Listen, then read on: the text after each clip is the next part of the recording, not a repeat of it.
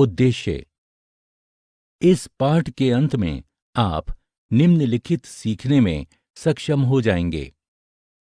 संघवाद की परिभाषा पर चर्चा करने में, भारतीय संविधान की संघीय व्यवस्था संबंधी प्रावधानों का वर्णन करने में, केंद्र और राज्यों के संबंधों से जुड़े मुद्दों की व्याख्या करने में, विशेष किस्म की बनावट और ऐतिहासिक विशेषता वाले कुछ राज्यों के लिए निर्धारित विशिष्ट प्रावधानों का विस्तार करने में। संघवाद क्या है? एक संघीय सरकार की विशेषताएं। संघीय सरकार की मुख्य विशेषताएं इस प्रकार हैं। शक्तियों का विभाजन। शक्तियों को क्षेत्रीय या राज्य सरकारों और राष्ट्रीय सरकार के बीच बांटा जाता है। स्थानीय या क्षेत्रीय विवादों और मसलों को राज्य सरकार द्वारा नियंत्रित किया जाता है और राष्ट्रीय महत्व के मसलों को राष्ट्रीय सरकार द्वारा प्रबंधित किया जाता है। इसका तात्पर्य है कि राज्य और राष्ट्रीय दोनों सरकारें अलग अलग मामलों का प्रबंध करती हैं और अलग अलग कानून बनाती हैं। दोहरी पहचान। एक संघ हमें दो पहचान देता है, एक जो पूरे राष्ट्र के साथ संबंधित है और दूसरी स्थानीय पहचान। राष्ट्रीय एकता की भावना राष्ट्रीय पहचान द्वारा विकसित की गई है और स्वशासन के हमारे अधिकार हमारी स्थानीय पहचान द्वारा प्रदान किए गए हैं। शक्ति ना तो क्षेत्रीय या राज्य सरकार में और न ही केंद्रीय सरकार के हाथों में स्थित होती है। दोनों सरकारों की शक्तियों की एक सीमा भी होती है। लिखित एवं कठोर संविधान। संघीय सरकार की एक और विशेषता है कि ये एक कठोर, सर्वोच्च और लिखित संविधान है। संघीय सरकार के लिए लिखित संविधान अनिवार्य है क्योंकि उचित प्रक्रिया और दोनों सरकारों के समझौते के बिना संशोधन को संविधान में नहीं लाया जा सकता। संविधान सर्वोच्च शक्ति का आनंद लेता है और ये केंद्रीय और राज्य विधेयिकाओं की शक्तियों को भी सीमित करता है। एक स्वतंत्र न्यायपालिका। चूंकि संघीय सरकार शक्तियों के विभाजन के आधार पर बनाई जाती है, इसलिए राज्य और केंद्र सरकार के बीच संघर्ष होना स्वाभाविक है। एक संघ में केंद्रीय और राज्य सरकार के बीच विवादों को हल करने की शक्ति न्यायपालिका को दी जाती है। अधिकांश संघों में ऐसी शक्तियां एक स्वतंत्र सर्वोच्च न्यायालय में निहित होती हैं, जो वेस्टइंडीज और नाइजीरिया में संघवाद। वेस्टइंडीज में संघवाद।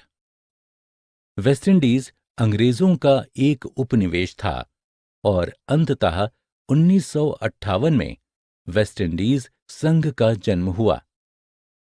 इसकी केंद्रीय सरकार कमजोर थी और प्रत्येक संघीय इकाई की अपनी स्वतंत्र अर्थव्यवस्था थी। 1962 में ये कई हिस्सों यानी राज्यों में टूट गया। 1973 में चिगुआरा मस संधि के द्वारा इन स्वतंत्र प्रायद्वीपों ने एक सांझी संसद, सर्वोच्च न्यायालय, मुद्रा और कैरिबियन समुदाय नामक साझा बाजार जैसी संयुक्त संस्थाओं का निर्माण किया। नाइजीरिया में संघवाद। नाइजीरिया एक उदाहरण है जहां संघ की समस्याएं जातीय, आर्थिक और धार्मिक मतभेदों के कारण उत्पन्न हुईं। यदि किसी देश के विभिन्न क्षेत्र और समुदाय एक दूसरे पर विश्वास नहीं करते, तो वहां संघीय व्यवस्था भी एकता लाने में असफल होगी। 1914 तक दक्षिणी नाइजीरिया और उत्तरी नाइजीरिया ब्रिटेन के दो उपनिवेश थे, और आजादी के बाद इबादान संवैधानिक सम्मेलन में नाइजीरिया के नेताओं ने एक संघीय संविधान बनाने का निर्णय लिया। संघीय संविधान के तहत हालांकि केंद्रीय सरकार देश का ख्याल रखती है, लेकिन क्षेत्रों को अपने मामलों को निपटाने का अधिकार प्रकट है। इन समूहों द्वारा अन्य क्षेत्रों में भी अपना प्रभाव बढ़ाने के प्रयास से भय और संघर्ष का माहौल बना, और विश्वास व भरोसे की कमी के कारण इन समूहों को विफलता का मुंह देखना पड़ा, जिस कारण वहां सैनिक शासन की स्थापना हुई। 1979 के सैनिक संविधान के अंतर्गत किसी भी राज्य को सिविल पुलिस रखने का अधिकार नहीं था, क्योंकि अगर प्रत्येक क्षेत्र को अपनी पुलिस दी जाती तो वे अपने क्षेत्र की रक्षा करते और दूसरे क्षेत्रों को परेशान करते। भारतीय संविधान में संघवाद। इस सत्य के बावजूद कि पाकिस्तान और यूएसएसआर जैसे देशों का विघटन किया गया था, इन देशों ने अपनी संघीय व्यवस्था स्थापित की। देशों के विघटन के कारण देश में किस प्रकार का संघवाद है, ये देश के एकीकरण को निर्धारित करता है। कोई देश कमजोर या मजबूत केंद्र का संघ हो सकता है। केंद्रीय संघवाद कमजोर होने के कारण केंद्रीय यूएसएसआर अपने क्षेत्रों का प्रबंध करने में सक्षम नहीं था। भारत में मजबूत केंद्र वाले संघ के कारण राज्यों पर एक मजबूत पकड़ संभव हो सकी। भारतीय समाज में भाषाई, धार्मिक व क्षेत्रीय विविधताएं हैं, और इन विविधताओं को पहचान और मान्यता देने के लिए राष्ट्रीय आंदोलन के अनेक नेता इस विषय पर सहमत हुए कि इन इकाइयों को स्वशासन का अवसर मिलना चाहिए। हमारी सरकार केंद्र और राज्यों के आपसी सहयोग और एकता तथा केंद्र व राज्यों के लिए अलग अधिकार के सिद्धांतों पर आधारित है। ये सरकार हमारे संविधान द्वारा तैयार की गई थी। भारतीय संविधान द्वारा अंगीकृत संघीय व्यवस्था का सर्वाधिक महत्वपूर्ण सिद्धांत ये है कि केंद्र और राज्यों के बीच संबंध सहयोग पर आधारित होगा। इस प्रकार विविधता को मान्यता देने के साथ ही हमारा संविधान एकता पर बल देता है।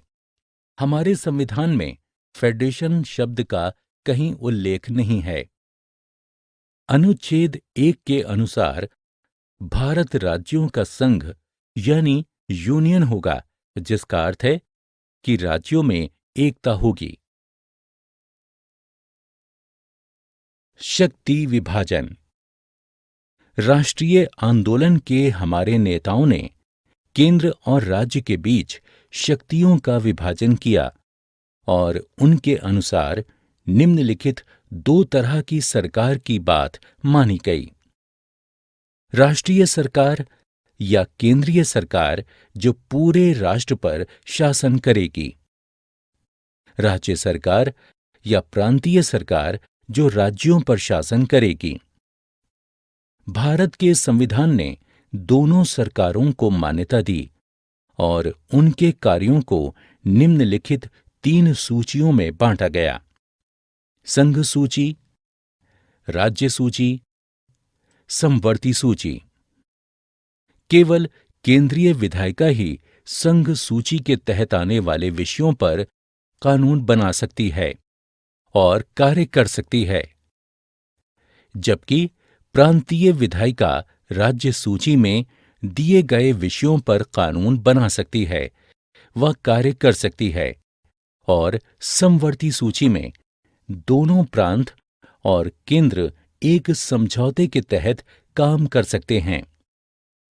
यदि इन सूचियों में कोई संघर्ष उत्पन्न होता है या यदि ये विवाद उत्पन्न होता है कि कौन सा कार्य किसके द्वारा संपन्न किया जाएगा, तो ऐसी स्थिति में न्यायपालिका हस्तक्षेप कर मुद्दों का समाधान करती है।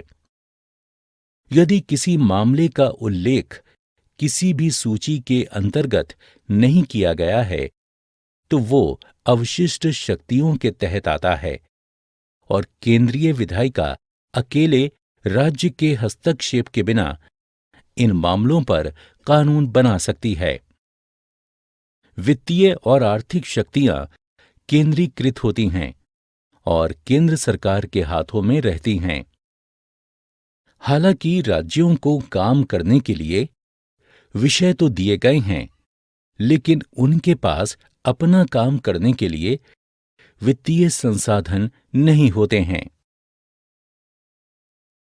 सशक्त केंद्रीय सरकार व संघवाद। हमारे संविधान की निम्नलिखित विशेषताएं शासन की संगठित व्यवस्था में पक्षपात को दर्शाती हैं। संसद के पास कानून का दायरा बहुत व्यापक है। राज्य सूची में दिए गए विषयों पर कानून बनाने का अधिकार संसद के पास है। ये तभी संभव है जब राज्यसभा ये प्रस्ताव पारित करे कि संसद राज्य सूची में दिए गए विषयों पर कानून बनाए। संसद राज्यों की सीमाओं को बदल सकती है। संसद राज्यों के नाम और उनकी सीमाओं को बदल सकती है। राज्यसभा में राज्यों का असमान प्रतिनिधित्व। पूर्ण संघ में ऊपरी सदन का गठन सभी इकाइयों यानी राज्यों के समान प्रतिनिधित्व के आधार पर किया जाता है, चाहे उनका आकार या आबादी कुछ भी हो। परंतु भारत के ऊपरी सदन यानी राज्यसभा में समानता के सिद्धांत का पालन नहीं किया जाता है। केंद्र को अत्यंत प्रभावी वित्तीय शक्तियां। केंद्र सरकार राज्य को दिए जाने वाले वित्तीय अनुदानों को मंजूरी देती है और इस प्रकार राज्य केंद्र पर निर्भर रहता है और ये निर्भरता राज्य की स्वतंत्रता को कम करता है। राज्यपाल की भूमिका। राज्यपाल राज्य का मुखिया होता है और भारत के राष्ट्रपति को उन्हें चुनने का अधिकार प्राप्त है। राज्यपाल को ये शक्ति प्राप्त है कि वो विधानमंडल के द्वारा पारित किसी विशेष विधेयक को राष्ट्रपति की स्वीकृति के लिए सुरक्षित कर सके। आपातकाल में केंद्रीय सरकार को प्रादेशिक सरकार में बदला जा सकता है। राष्ट्रपति द्वारा आपातकाल की घोषणा जारी करने के बाद केंद्र सरकार राज्य सूची में दिए गए किसी भी विषय पर कानून बना सकती है। राष्ट्रपति शासन केंद्र सरकार भी राज्य सरकार को प्रबंध कर सकती है और यदि राज्य सरकार ठीक से काम नहीं करती है तो राज्य पर नए नियम थोपे जा सकते हैं। अखिल भारतीय सेवाओं पर केंद्र का नियंत्रण। अखिल भारतीय सेवाओं यानी आईएएस और केंद्र राज्य संबंध 1950 और 1960 के दशक में 1950 और 1960 के दशक में केंद्र और राज्य के बीच संबंध काफी शांतिपूर्ण और तनाव रहित थे। ये वो समय था जब केंद्र और राज्य दोनों पर कांग्रेस का वर्चस्व था। सभी राज्यों को एक विकसित और प्रगतिशील सामाजिक आर्थिक क्षेत्र को हासिल करने की आशा थी। केंद्र और राज्य दोनों पर कांग्रेस का शासन होने के कारण कोई तनाव नहीं था। 1960 के दशक में 1960 के दशक के बीच में अनेक राज्यों में विरोधी दल सत्ता में आए और कांग्रेस के वर्चस्व में कमी आई। इन नए दलों ने और ज्यादा शक्ति और स्वायत्तता की मांग की। वे राज्यों के मामलों में केंद्र का कोई हस्तक्षेप नहीं चाहते थे। इन विपक्षी दलों के उद्भव के परिणाम स्वरूप कांग्रेस नेताओं को काफी कठिनाई का सामना करना पड़ा। 1990 के दशक में 1990 के दशक तक आते आते गठबंधन सरकार की अवधारणा ने कांग्रेस के प्रभुत्व को समाप्त कर दिया और विभिन्न प्रतिस्पर्धी विपक्षी दल इस होड़ में शामिल हो गए। इस प्रकार 90 के दशक आते आते केंद्र का हस्तक्षेप कम हो गया और एक मंजे हुए संघवाद में राज्यों का कद बढ़ गया। गठबंधन सरकार ने पदभार संभाला और अपने अस्तित्व को उजागर किया तथा केंद्र सरकार पर अलग दल का शासन हुआ और राज्य सरकार पर अलग दल का। इससे विविधता का आदर हुआ और एक मंजे हुए संघवाद की शुरुआत हुई तथा स्वायत्तता का मसला राजनीतिक रूप से सरगर्म हुआ। स्वायत्तता की मांग। स्वायत्तता की मांग के कारण संघवाद में संघर्ष की स्थिति उभरने लगी। अपने मामलों को स्वयं नियंत्रित करने के लिए राज्य अधिक स्वतंत्रता की मांग करने लगे। विभिन्न दलों और राज्यों के लिए स्वायत्तता का अर्थ अलग अलग हो सकता है। उदाहरण के लिए द्रमुक, अकाली दल और माकपा जैसे दल चाहते थे कि शक्ति का विभाजन राज्यों के पक्ष में बदला जाए और राज्यों को ज्यादा तथा महत्वपूर्ण अधिकार दिए जाएं। एक अन्य मांग ये थी कि उन्हें वित्तीय स्वायत्तता प्रदान की जाए, साथ ही संसाधनों पर उनका ज्यादा नियंत्रण होना चाहिए और उनके पास आय के स्वतंत्र साधन होने चाहिए। 1977 में पश्चिमी बंगाल की वामपंथी सरकार ने केंद्र राज्य संबंधों को पुनर्परिभाषित करने के लिए एक दस्तावेज प्रकाशित किया, जिसका अर्थ था कि राज्य अधिक स्वतंत्रता की मांग कर रहे थे। तमिलनाडु और पंजाब ने और अधिक वित्तीय स्वायत्तता की मांग की।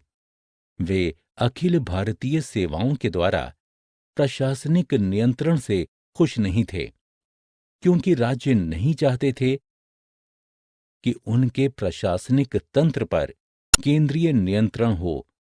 स्वायत्तता की मांग भाषाई और सांस्कृतिक मुद्दों से भी संबंधित थी। उदाहरण के लिए तमिलनाडु ने पंजाबी और हिंदी संस्कृति का विरोध किया। 1960 में हिंदी भाषा को कुछ राज्यों की अस्वीकृति का सामना करना पड़ा, क्योंकि ये राज्य मानते थे कि हिंदी और पंजाबी संस्कृति के लागू होने से दक्षिण भारतीय संस्कृति को क्षति पहुंचेगी। राज्यपाल की भूमिका और राष्ट्रपति शासन। राज्यपाल की भूमिका भी केंद्र राज्य संबंधों के बीच विवाद और संघवाद के लिए तनाव का कारण रही है। राज्यपाल निर्वाचित पदाधिकारी नहीं होता। अधिकतर सेवानिवृत्त सैन्य अधिकारी या लोक सेवकों या राजनीतिज्ञों को गवर्नर के रूप में सेवा करने का अवसर दिया जाता है। उन्हें केंद्र सरकार द्वारा नियुक्त किया जाता है। केंद्र राज्य संबंधों से जुड़े मसलों की पड़ताल करने और संबंधों को सुधारने के उपायों को सुझाने के लिए केंद्र सरकार द्वारा 1983 में सरकारिया आयोग बनाया गया, जिसे अपनी रिपोर्ट 1988 में जमा करनी थी। सरकारीय आयोग ने ये सिफारिश की थी कि राज्यपालों की नियुक्ति अनिवार्य तथा निष्पक्ष होकर की जानी चाहिए।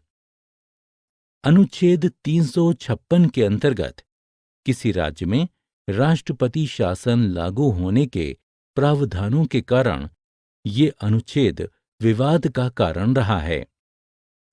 इसका अर्थ है कि यदि राज्य सरकार संविधान के प्रावधानों के अनुसार काम नहीं करती है तो राष्ट्रपति शासन लागू किया जा सकता है और संघीय सरकार राज्य सरकार का अधिग्रहण कर लेती है।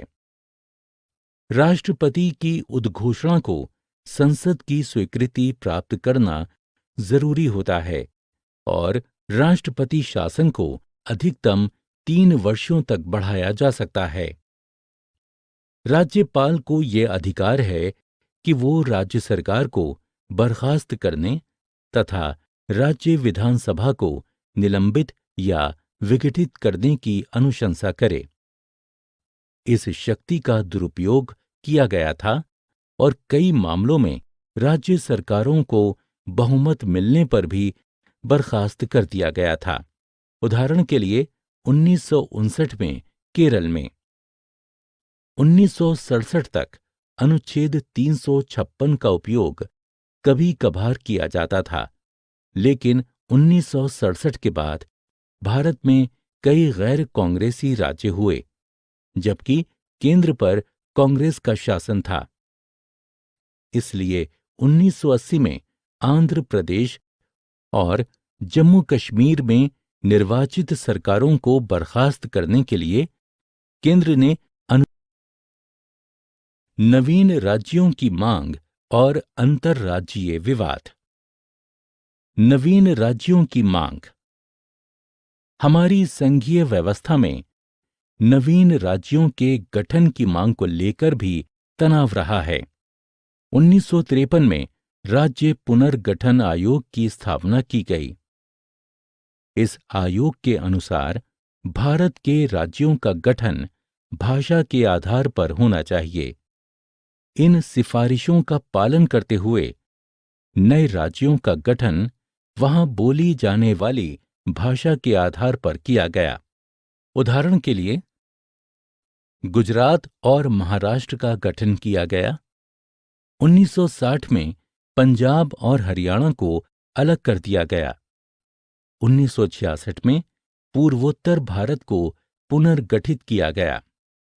कई नए राज्य बनाए गए, जैसे मेघालय, मणिपुर और अरुणाचल प्रदेश। नए राज्यों की मांग 1990 के दशक से समाप्त ही नहीं हो रही है, जिसके चलते देश के बहुत से हिस्सों का विकास नहीं हो पाया है। 1990 के बाद से बिहार से झारखंड का, मध्य प्रदेश से छत्तीसगढ़ का, यूपी से उत्तरांचल का, आंध्र प्रदेश में तेलंगाना और महाराष्ट्र में विदर्भ का गठन किया जा चुका है। अंतर्राज्यीय विवाद।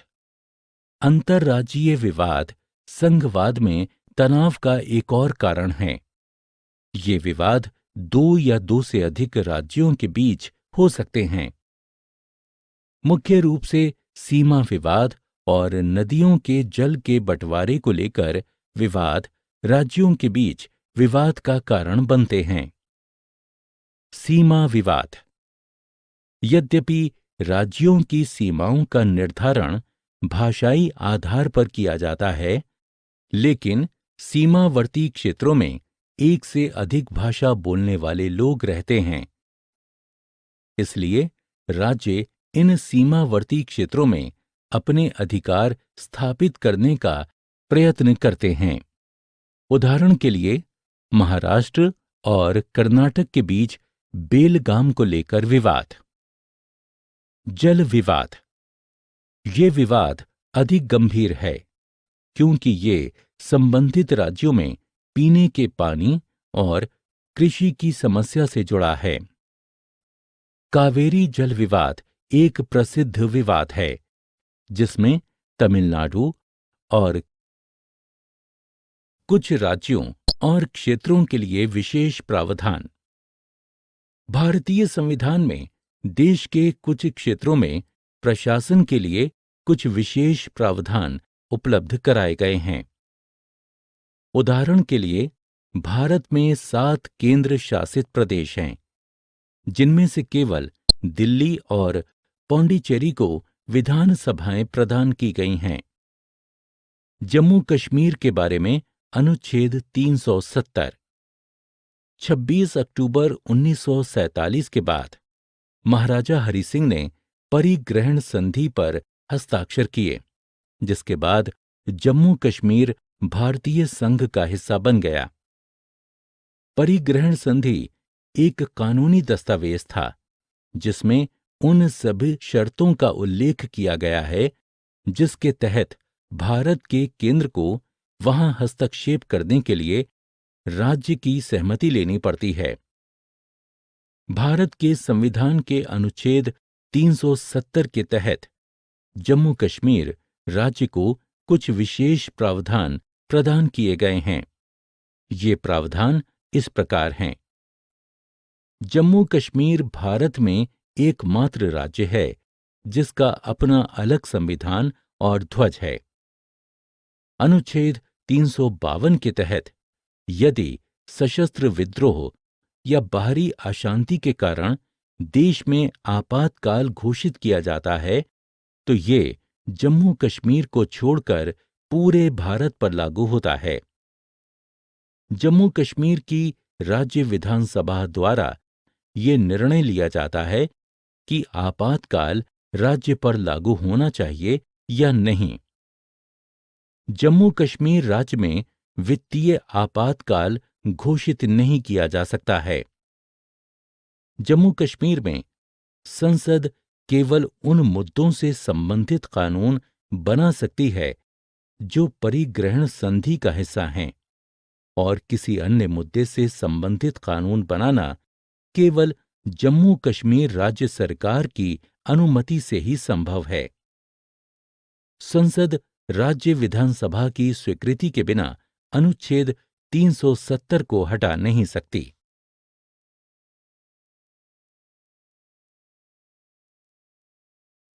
सारांश। हमने जो कुछ सीखा है उसे संक्षेप में दोहराएं। एक देश में 2 प्रकार की सरकारें होती हैं।